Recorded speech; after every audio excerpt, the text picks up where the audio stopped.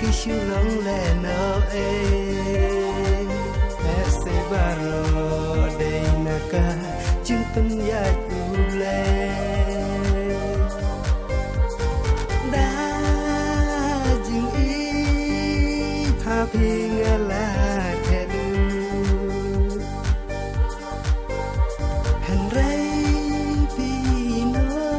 tang si teng po tan kum ki mata to ya chi i chang a him sam khen ko ya chi i chang a him sam khen ko men sim chang a u ka pa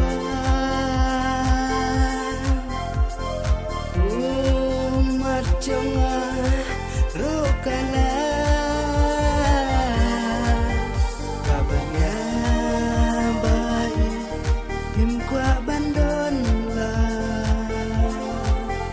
yakenau yakipo bagi dayala kabanya bai him kwa bandon la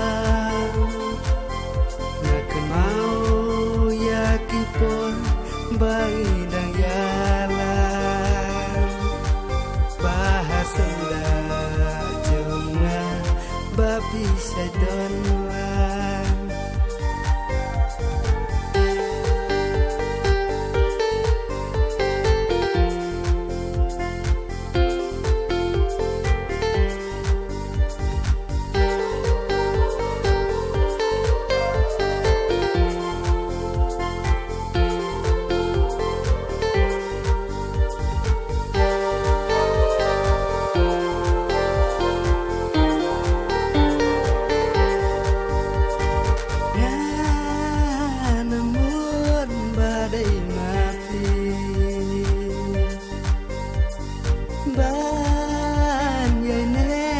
Syadu baku Mbangala jit yapi Aku abapin lang silan terkisi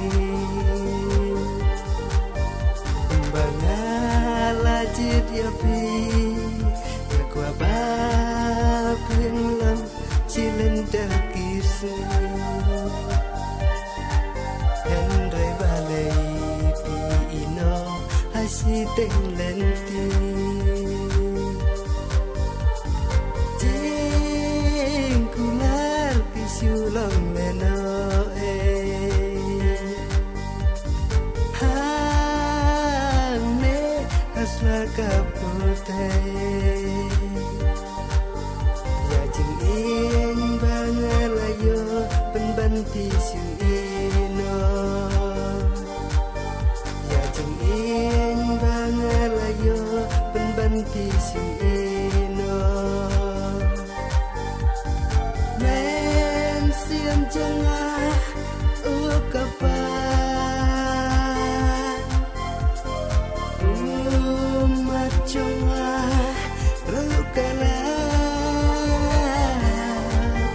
babanya bayin him kwa banda